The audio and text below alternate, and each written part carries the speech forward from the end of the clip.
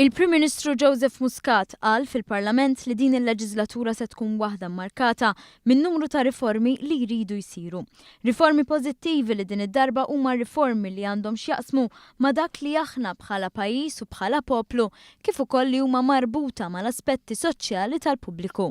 Mir-riforma l-kbira tal-Konvenzjoni Kostituzzjonali illi jien nittama u ħankun qed naħdem personalment illi nara illi nkunu mxejna l-qoddim sew fija matul din il-leġislatura, konvenzjoni kostituzzjonali li għandha twassalna għal kostituzzjoni ġdida, bidliet sinifikanti fil-kostituzzjoni tagħna, għal riformi oħra li ħajkunu kontroversjali, Sur President. U l-kontroversja ma nistawx b'xi mod jew ieħor immorru li minna. Il-Prim Ministru ta' attenzjoni partikolari lejn il-partiċipazzjoni tan-nisa fil-Parlament li wara l-aħħar elezzjoni ġenerali reġgħet kienet waħda baxxa. Sur President, jien wieħed mill-persuni li nemmen li s-sistema tagħna għandna bżonn xokk. U għalhekk illi fil-mandat li għandu dan il-Gvern hemm illi jinkludi il-kwoti tal-ġeneru mill-elezzjoni illi imiss.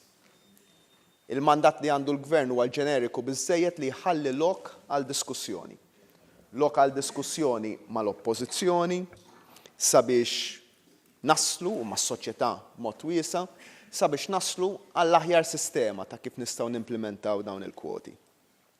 Kwoti li aħna qegħdin narawhom bħala miżura temporanja, mhux miżura permanenti. Joseph Muscat qal li din miżura li għandha tieħu numru ta' snin maqbula minn qabel tenna li jifhem li din kwistjoni li tqanqal diskussjoni iżda hemm bżonn li ssir u m'hemmx għalfejn wieħed jivvinta r-rota mill-ġdid. Naħseb li għandna nkunu avventurużi biżżejjed li ngħidu li nimplementawha f'din leġislatura stess. Billi nżidu in-numru ta' membri parlamentari jekk ikun qbil minn żewġ naħat f'din l-istess leġislatura.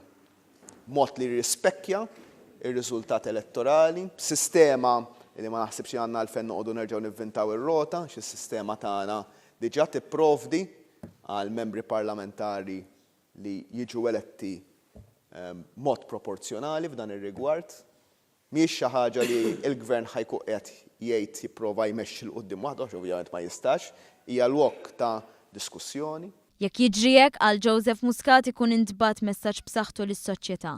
Tenna li anke l-partiti politiċi jridu jagħmlu l-almu tagħhom u rrefera għal programm Lead tal-Partit Laburista biex fi żmien 10 snin mill-inqas nofs il-kandidati ikunu nisa. Tenna wkoll kif il-Parlament irid jaħseb f'ħinijiet differenti fix-ħin jiltaqa' u stqar li hemm ukoll mandat dwar diskussjoni fuq membri parlamentari full-time. Il-Prim Ministru qal li jekk irridu nibagħtu sinjal ta' aġenda riformista dawn huma affarijiet li jridu jsiru fl-ewwel u t-tieni sena. Illi fis-soċjetà tagħna verament għawqaġġ għall-bidla.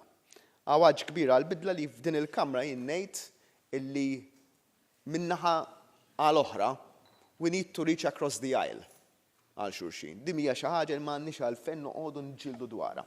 Nistgħu ma naqblux dwar il-metodi li jintużaw għal dan il-għan, imma hija huwa sinjal li we owe it to the country.